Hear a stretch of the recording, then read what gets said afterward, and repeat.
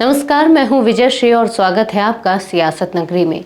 मध्य प्रदेश की सियासत में भूचाल उस वक्त आया जब कांग्रेस पार्टी ने अपने ही सीनियर नेता और पूर्व मुख्यमंत्री दिग्विजय सिंह के भाई लक्ष्मण सिंह को 6 साल के लिए पार्टी से निष्कासित कर दिया। इस बड़ी कार्रवाई की वजह बनी गांधी परिवार और उमर अब्दुल्ला के खिलाफ दिया गया विवादित बयान, जिसे पार्टी ने पार्टी विरोधी गतिविधि करार दिया। लक्ष्मण सिंह, जो 5 बार लोकसभा सांसद और 3 बार विधायक रह चुके हैं, उन्होंने हाल ही में राहुल गांधी, रॉबर्ट वाड्रा और उमर अब्दुल्ला पर तीखा हमला बोला था।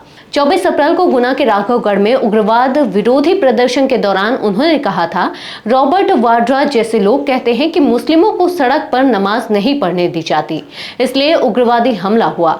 हम कब तक ऐसे बचकाने बयानों को सहते रहेंगे। उन्होंने उमर अब्दुल्ला पर भी गंभीर आरोप लगाए कि वे उग्रवादियों से मिले हुए हैं और कांग्रेस को उनसे समर्थन तत्काल वापस लेना चाहिए।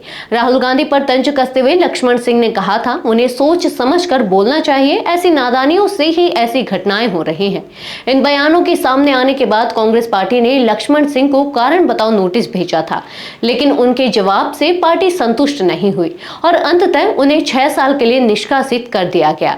इस फैसले के बाद कांग्रेस के भीतर हलचल तेज हो गई है। पार्टी ने साफ किया है कि अनुशासनहीनता किसी भी स्तर पर बर्दाश्त नहीं की जाएगी, चाहे वह किसी वरिष्ठ नेता का भाई ही क्यों न हो। लक्ष्मण सिंह का यह भी कहना था, मैं कैमरे के सामने कह रहा हूं, अगर कांग्रेस मुझे निकालना चाहती है तो निकाल दे, और कांग्रेस ने वाकई यही किया। यहां गौर करने वाली बात यह भी है कि लक्ष्मण सिंह पहले भी बीजेपी का हिस्सा रह चुके हैं। 2009 में बीजेपी के टिकट पर लोकसभा चुनाव हारने के बाद वे फिर कांग्रेस में लौट आए थे। अब एक बार फिर उनके राजनीतिक भविष्य पर सवाल खड़ा हो गया है। इस घटनाक्रम से यह भी साफ हो गया है कि कांग्रेस पार्टी अब गांधी परिवार पर कोई भी सार्वजनिक टिप्पणी सहन नहीं करने वाली।